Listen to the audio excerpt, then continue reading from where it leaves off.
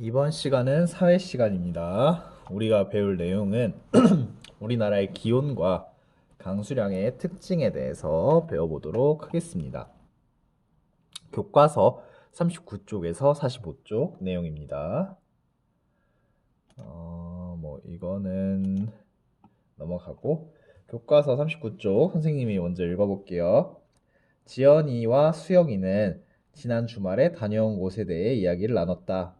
두 지역의 3월 모습이 다른 까닭은 무엇일까?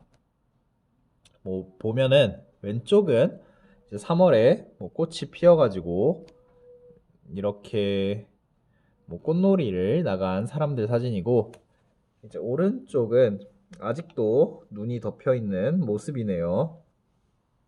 꼭 이거 말고도 우리나라의 범주에서 벗어나서 세계로 확장을 해보면은 여러분 우리 그 사회에 이 단원 앞에서 북반구 남반구 배운 거 기억이 날까요? 위도와 경도 그 기준으로 나눴을 때 북반구 남반구. 우리는 지금 이제 북반구에 있어서 북위 이런 식으로 배웠었는데, 그 우리나라 내에서도 이렇게 차이가 있지만 그 남반구는 아예 계절이 정반대인 거 알아요? 네, 그래서 그러니까 우리나라 안에서도 이렇게 차이가 나지만 결과적으로 봤을 때 겨울에서 봄으로 가는 시점 중 하나잖아요. 근데 이제 남반구는 그 가을에서 겨울로 가는 시점이 되겠네요. 왜냐면 계절이 정반대거든요. 어쨌든 거기까지 얘기하고 이 사진을 보고 나서 이제 첫 번째 과제입니다. 3월 제주도와 강원도의 모습입니다. 같은 시기인데도 이런 차이가 생기는 까닭은 무엇일까요? 제주도도 우리나라고 강원도도 우리나라죠. 그리고 이게 같은 3월 달에 찍은 사진인데 어느 한쪽은 꽃이 피었고 어느 한쪽은 아직도 눈이 잔뜩 쌓여 있어요. 왜 이런 차이가 발생할까요? 이걸 과제로 적어서 제출하면 돼요. 네, 그 원인을 찾아보기 위해서 교과서 40쪽의 내용입니다. 40쪽을 선생님이 먼저 읽어볼게요.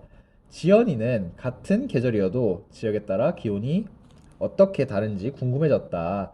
그래서 1월과 8월의 평균 기온을 나타낸 기후도의 등온선을 살펴보면서 우리나라의 기온 특징을 알아봤다. 여기서 등온선은 기온이 같은 곳끼리 연결한 선이에요. 이렇게 선이 이렇게 그어져 있으면 이 선이 그어진 지역들은 보통 평균 기온이 같은 거예요. 여기 보면은 이렇게 그어지면은 이쪽이 한 4도짜리 선인가요? 지나는 게 이 경로를 보면은 서울이 2.4도고, 여러분 일단 우리나라가 북반구에 있다 보니까 북쪽보다 남쪽에 가까울수록 따뜻한 거 알죠, 여러분들? 반대로 남반구였으면 북쪽에 있을수록 더 따뜻할 거예요. 그러니까 적도, 그 지구를 딱 반으로 갈라주는 그 가상의 선이 가장 더워요. 왜냐? 여러분들 과학 시간에 배웠을 것 같은데 어, 태양과의 거리는 이미 지구가 너무 멀기 때문에 별로 의미가 없는데, 이제 가장 중요한 것은 태양과의 그 태양열을 받는 면적이랄까? 그래서 각도가 제일 중요하거든요. 근데 여러 관점에서 봤을 때 적도의 위치가 가장 덥다. 그리고 우린 북반구니까 남쪽으로 갈수록 따뜻하다. 왜냐? 적도를 기준으로 북쪽에 있으니까 적도에 가까운 남쪽이 따뜻하다. 이렇게 결론을 얻을 수 있죠. 그래서 이게 1월달이, 왼쪽이 1월달 등온선, 오른쪽이 8월달 등온선이네요. 보시다시피 남쪽일수록 덥고 북쪽일수록 춥죠. 남쪽에서도 특히 따뜻한 곳이 제주도, 그 다음에 부산 옆에 경남 지역, 광주 지역, 대구 지역, 전주 지역, 이 정도 있겠네요. 다음으로 넘어가 볼까요?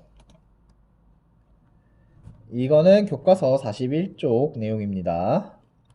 우리나라는 남북으로 길게 뻗어 있어. 남쪽 지방과 북쪽 지방의 기온 차이가 크다. 대체로 남쪽으로 갈수록 기온이 높아져 더 따뜻하고 북쪽으로 갈수록 기온이 낮아져 더 춥다. 동쪽과 서쪽 지역 간에도 기온 차이가 난다. 차가운 북서풍을 막아주는 태백산맥과 수심이 깊은 동해의 영향으로 동해안의 겨울 기온은 서해안보다 높은 편이다. 바다에 접한 지역과 그렇지 않은 지역 간에도 기온 차이가 있는데 대체로 해안 지역이 내륙 지역보다 겨울에 더 따뜻하다. 네, 이렇게 나와 있었거든요. 다시 전 페이지 지도를 한번 볼게요.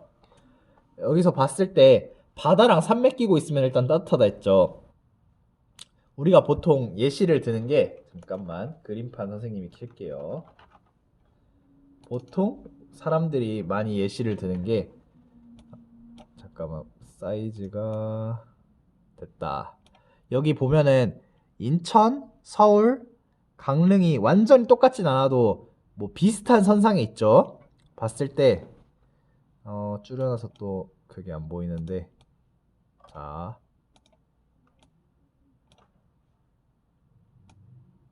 그러니까 완전 일직선은 아니어도 비슷한 선상에 있어요. 볼 수 있죠. 이런 식으로 그었다고 쳤을 때, 그랬을 때 딱 보면은 그 인천이 영하 2.1도, 서울이 영하 2.4도, 강릉이 0.4도. 강릉이 제일 따뜻하고 1등, 인천이 그 다음 서울이 가장 춥네요.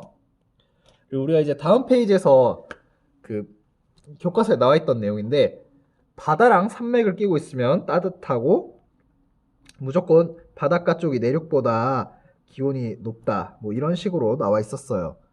근데 이제 이쪽 강릉 쪽은 산맥도 있고 바다도 있어. 그랬더니 0.4. 인천은 바다만 있고 산맥은 없어. 영하 2.1, 마이너스 2.1. 서울 아무것도 없는 내륙. 영하 마이너스 2.4. 그래서 이거를 이제 다 지워놓고 다시 넘어가 볼게요. 남쪽 지방과 북쪽 지방 기온 차이 크고, 남쪽으로 갈수록 기온이 높아져서 따뜻하고, 아까 선생님이 말했던 북반구라서 그래요. 남반구면 북쪽으로 갈수록 따뜻합니다. 북쪽으로 갈수록 기온이 낮아져 더 춥다. 동쪽 서쪽 기온차 아까 봤죠? 인천, 서울, 강릉. 태백산맥과 동해 영향으로 동해안이 서해안보다 높다. 일단 동해안이 서해안보다 높아요. 이유, 수심, 바다 깊이의 차이가 있어서. 이것도 과학적으로 접근해야 되는데 선생님이 간단하게만 말할게요. 여러분 라면 끓여봤죠? 라면 뭐 안 끓여본 친구도 있을 거라고 생각하는데, 그 라면에 물을 적게 담아본 적이 있고 많이 담아본 적이 있을 거예요. 이 동시에 이제 적은 양의 물과 많은 양의 물을 데피려고 했을 때 에너지가 더 많이 들어가요. 이거 물을 데우는데 들어간 에너지, 이거를 비열이라고 하는데, 그 수심이 깊으면은 라면에 물이 많은 상황과 비슷하겠죠? 수심이 얕으면은 라면에 물이 적은 상황입니다. 그러니까 그 물을 끓인다고 가정했을 때 물이 적은 서해안 쪽이 먼저 끓고, 만약에 이거 라면이라 가정하면은 동해안 쪽이 늦게 끓거든요. 이게 끓일 때도 마찬가지인데 기온이 낮아질 때도 마찬가지예요. 그 물의 양이 적으면은 더 빨리 얼어요. 왜냐? 필요한 에너지의 총량이 적거든. 필요한 에너지의 총량이 적어요. 근데 이제 동해는 물의 양이 많다 보니까 기온을 낮추는데도 에너지가 더 많이 들기 때문에, 그래서 동해가 서해보다 바다가 깊어서 그 온도를 낮추려면 더 에너지가 많이 필요하기 때문에 동해가 서해보다 따뜻하고, 당연히 태백산맥 있으면 바람이 넘어오기 힘드니까 그래서 동해가 동쪽이 무조건 더 따뜻하고요. 그다음에 내륙 지방은 아예 바다를 안 끼고 있죠. 그래도 서해가 수심이 얕아도 어쨌든 물이 그 추위를 좀 먹어주거든요. 추위 에너지 양 총량을 좀 먹어줘요. 그래서 서해가 두 번째로 따뜻하고 서울이 가장 추웠다. 그래서 보면은 대체로 해안 지역이 내륙 지역보다 겨울에 더 따뜻하다. 무조건은 아닌 것 같아요. 여기서 보듯이 대체로. 과제 두 번째 과제 위에 글을 읽고 우리나라 기온의 특성을 요약하세요. 두 번째 과제입니다. 일단 아까 위에 있었던 글 간단한 해설이에요. 남쪽과 북쪽의 기온 차이가 큼. 지형이 남북으로 길기 때문에. 뭐 위도상으로 봤을 때 꽤 차이가 있었죠. 그래서 그런 거고요. 이제 같은 시기에는 남쪽이 북쪽보다 더 따뜻합니다. 이거는 항상이에요. 대체로가 아니라 항상. always. 100%. 남쪽이 북쪽보다 더 따뜻합니다. 근데 물론 지구 온난화가 있어서 점점 변할 수는 있는데 지금까지는 항상 그랬어요. 남쪽이 더 따뜻해요. 그 우리나라 맨 위에 끝에 막 북한의 뭐 원주 이런 데 있잖아요. 그러니까 남한의 원주 말고 그 북한의 저 위쪽 부분들 있잖아요. 뭐 함경도 뭐 그런 지역들보다 그 제주도가 가장 남쪽에 해당하는데 물론 그 밑에 극남은 아니어도 제주도가 거의 가장 남쪽이잖아요. 당연히 따뜻할 수밖에 없어요. 네, 그래서 과제 2번 글 읽고 우리나라 기온의 특성을 요약하세요. 그래서 태백산맥 동쪽 서쪽보다 더 따뜻함. 선생님이 다 얘기했던 거죠. 태백산맥이 북풍을 막아줌. 수심 깊은 동해바다가 기온 변화를 적게 함. 말했듯이 과학에서 비열과 관련된 거예요. 수심이 깊다, 물이 더 많다, 에너지가 더 많이 필요하다.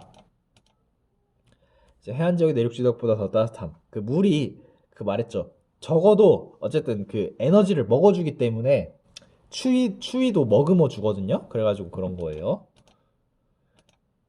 네, 이제 교과서 41쪽 아래에 있는 사진입니다. 기온 차이에 따른 사람들의 생활 모습. 의생활. 더운 여름에는 모시와 같이 바람이 잘 통하는 시원한 옷감으로 옷을 만들었고 겨울에는 솜을 넣어 누빈 두꺼운 옷으로 몸을 따뜻하게 했다. 지금이랑 다를 게 없어요. 우리 여름 옷 보면은 완전 얇죠. 막 여름 옷에 기모 재질로 해서 막 털이 안쪽에 북실북실하진 않잖아요.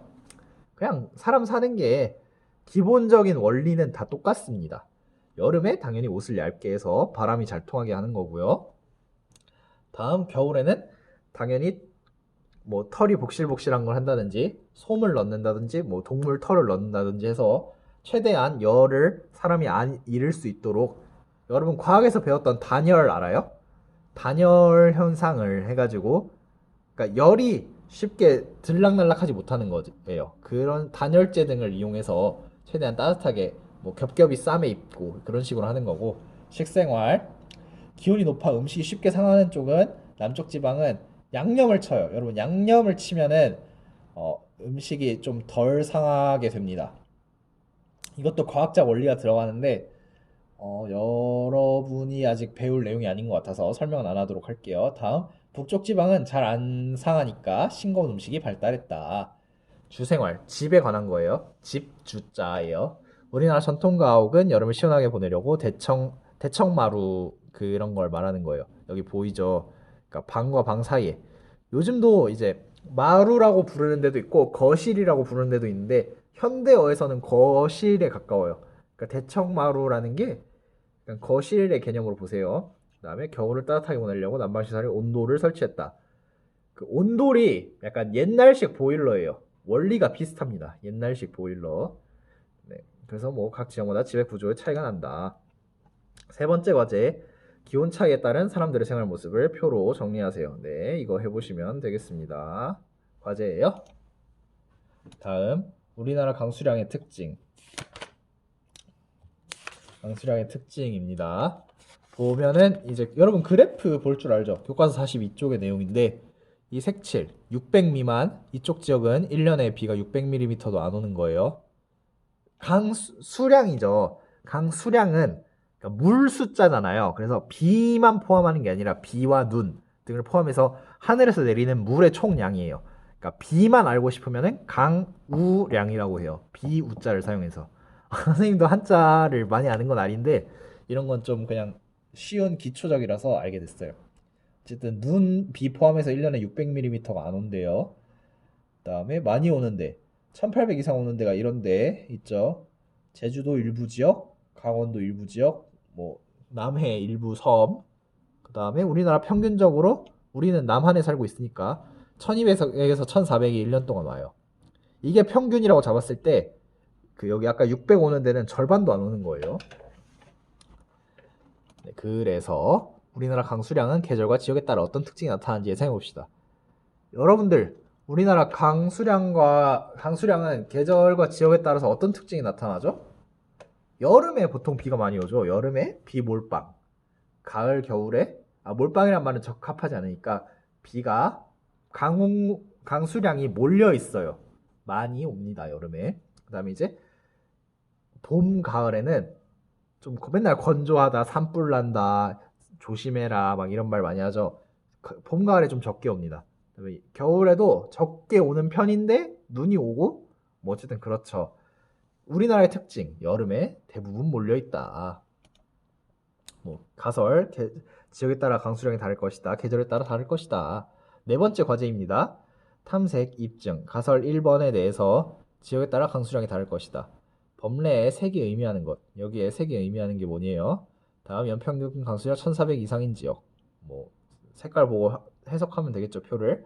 1000 미만인 지역. 이것도 역시 색깔 보고 해석하면 되겠고, 다음 북쪽과 남쪽 중 강수량이 어느 쪽이 더 많은가? 딱 봐도 남쪽이죠. 다음 강릉, 서귀포 등의 서귀포예요. 오타. 해안 지역과 청주, 대구 등 내륙 지역 중 강수량이 더 많은 곳은 어디인가? 이것도 그냥 색깔 보면 딱 알겠죠.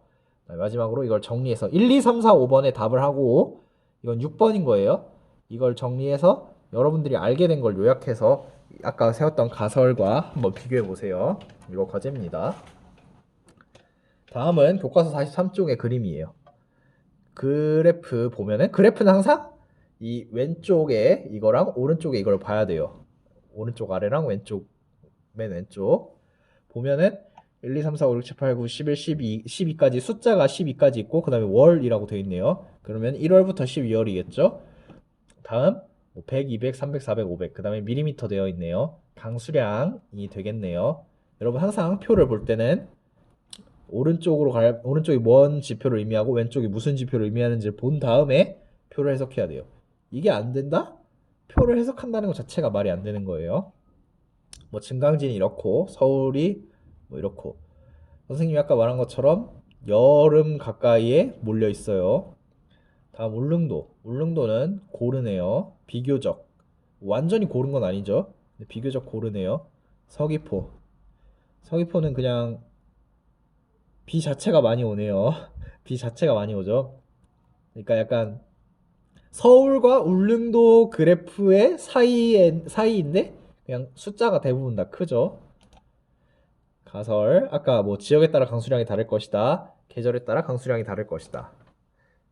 뭐 아까 그 다섯 번째 과제와 관련된 건데, 아까 다섯 번째 과제는 가설 1번 지역에 따라 강수량이 다를 것이다와 관련된 과제였죠.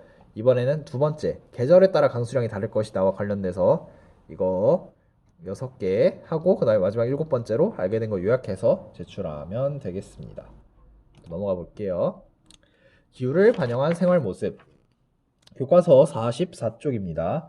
44쪽 선생님 읽어볼게요. 우리나라는 계절에 따라 강수량의 차이가 크기 때문에 가뭄에 대비하려고 저수지를 만들었다. 여름에 몰려있기 때문에 그 식물은 근데 한번 물을 막 준다 해서 그게 걔네가 계속 머금고 있는 게 아니잖아요. 너무 물을 많이 주면 썩기도 하고, 그 다음에 뭐 며칠만 해 쨍쨍하면 물 다 사라져 있잖아요. 그럼 다시 물을 줘야 되는데, 우리나라 그 강수량 보니까 여름에 몰려 있어서 그게 좀 힘들죠. 그래서 뭐 저수지 만들었대요. 비나 눈이 많이 오는 지역에서는 그런 기후에 대처해 독특한 생활 양식이 나타난다. 여름철에 비가 많이 오는 지역에서는 집이 물에 잠기는 것을 막으려고 집터를 주변보다 높여서 터 도둠집을 짓기도 했다. 겨울에 눈이 많이 내리는 울릉도에서는 눈이 집으로 들어오는 것을 막고 집 안에서 생활하기 편리하도록 우대기라는 외벽을 설치했다. 영동 지방이나 울릉도와 같이 눈이 많이 내리는 지역에서는 눈에 빠지거나 미끄러지지 않도록 설피를 신기도 했었다. 뭐 이렇다네요. 그러니까 비와 눈 합쳐서 강수량이라고 했죠. 하늘에서 내리는 물의 총량. 그거에 영향을 많이 받은 거예요. 그러니까 여름에 비가 많이 오면은 막 홍수, 여러분 홍수 많이 봤죠. 뭐 우리나라 아니어도 뭐 다른 나라에서 홍수, 뭐 허리케인 다 비슷한 개념인데, 홍수의 원인은 일단 비가 많이 오는 거예요. 근데 보통 비가 올 때 태풍이 오기 때문에 선생님이 허리케인과 엮어서 얘기를 해본 건데, 뭐 비가 많이 온다고 무조건 뭐 허리케인, 태풍 이런 건 아니에요. 우리 봤죠. 우리가 1년에 평균적으로 우리나라 남한은 1200mm 정도 비가 와요. 근데 이제 선생님이 여태까지 살면서 가장 극심했을 때가 거의 막 1시간에 100mm가 올 때가 있어요. 1년에 1200이 오는데 1년에 1200이면은 한 달에 100이 와야 되잖아요. 한 달에 100. 왜냐면 12로 나눴을 때 한 달에 100이 와야 되는데 1시간에 100이 올 때가 있어요. 그럼 어떻게 되겠어? 당연히 홍수 막으려고 하는 그런 시설들도 고장이 나겠죠. 왜 Y? 한 달에 올 양이 1시간 만에 오는 거야. 여러분 한 달 동안 공부해야 할 양을 1시간 만에 하라고 하는 선생님 있다고 쳐보세요. 여러분들 할 수 있겠어요? 엔간하면 절대 못하죠. 웬만하면 절대 못하죠. 그래가지고 그런 경우가 있었는데 그런 것을 대비해서 여름에 비가 많이 오는 지역에서 물에 잠기는 것을 막으려고 집터보다 높이 물이 막 100mm가 와서 차올라도 그걸 막으려고 집을 높게 짓는 집이 있었다고 하고요. 겨울에 눈이 많이 내리면은 눈이 집에 들어오고 이러면 눈이 엄청 쌓이면은 그 집 안에서 집 밖으로 문 여는 것도 못 하는 거 알아요? 선생님도 직접 경험해 본 건 아닌데 영상이나 자료들을 보니까 그렇다고 하더라고요. 그래서 그런 거 막으려고 뭐 무대기 외벽 설치했다 하고 비 많이 내리는 눈에 빠지거나 미끄러지지 않도록 설피 그 아이젠이라고 할까요? 여러분들 그 약간 여러분들은 솔직히 일상생활에서 볼 수 없었을 것 같은데 선생님이 네이버에 검색해서 보여주도록 하겠습니다. 잠깐만요. 아이젠 이미지 그냥 신발인데 약간 눈에 잘 안 빠지는 거? 그러니까 등산 눈 많은 산 같은 데 가려면은 하는 그런 건데 그러니까 이런 거예요. 어, 어쨌든 목적은 눈에 발이 푹푹 빠지지 않도록 그런 목적으로 있는 거예요. 그래서 6번째 과제 위의 글을 읽고 강수량이 사람들의 생활에 어떤 영향을 주었는지 요약하기. 요약하면 될 것 같아요. 저수지를 만듦 아까 말했죠. 그 비가 그렇게 오는데 이제 식물은 계속 꾸준히 물을 줘야 되니까 가뭄에 대비 그다음에 터두듬집 침수 대비 울릉도 우대기 눈 막는 벽 영동지방 계열 설피 눈 많이 온 특수한 신발. 네. 결론은 지역에 따라서 그 지역의 기후를 반영한 생활 모습이 나타난다는 것을 얻을 수 있었어요. 우리 이번 시간에. 물론 바로 끝나는 건 아닙니다. 뭐 이거 교과서 45쪽에 있는 그래프고 기온이랑 강수량 나와 있어요. 보면은 한 달에 100이 그러니까 우리나라가 1200이니까 그냥 단순 수학 계산으로 했을 때 12달까지 있으니까 1200이면 한 달에 100이 오는 게 정상인데 4월까지 엄청 건조하죠. 100 안 오죠. 100 절대 안 나오죠. 그 다음에 5월 평균 6월 뭔가 좀 많이 오죠. 7월 거의 400 말도 안 되죠. 4달치를 한 달에 오죠. 8월도 뭐 400에 가까워요. 300보다는 이것도 말도 안 되죠. 9월 뭐 150은 그냥 넘죠. 또 10월, 11월, 12월은 10월, 11월은 반토막 오고 와야 될 만한 양의 12월은 5분의 1, 20% 정도 오죠. 뭐 기온은 이렇게 되고 뭐 서귀포도 여러분들이 뭐 해석해 보세요. 네, 뭐 이게 서울 여기에 몰려 있다. 그리고 뭐 그래프 완성한다면은 7월달 더 덥고 8월달 뭐 조금 내려오거나 더 더울 수도 있겠죠. 뭐 이런 느낌이고 이렇게 연결이 될 거고 강수량은 엄청 솟아 있겠죠. 네. 서귀포 뭐 나름 고르지만 조금 적게 약간 이런 식으로 비 올 거고 온도는 뭐 어쨌든 내려가겠죠. 겨울이니까. 기온 꺾은 선 그래프고 연속적인 변화량을 나타낼 때 좋아요. 이건 수학 시간 같네요. 그다음에 강수량 막대 그래프 동일 기간의 대표값을 나타내기 좋아요. 여기 보면은 그래프 이렇게 이어진다는 거를 보여주고 싶었어요. 여기도 당연히 내려가겠죠. 그다음에 막대가 이렇게 아까 생길 거고 아까 그림에 여기는 이렇게 생길 거예요. 네, 그래서 과제 교과서 46쪽까지 하시고 과제 1번에서 6번 PPT에 선생님이 올린 거 하면 될 것 같아요. 이상으로 수업 마치도록 하겠습니다. 강의가 길었네요. 바이바이.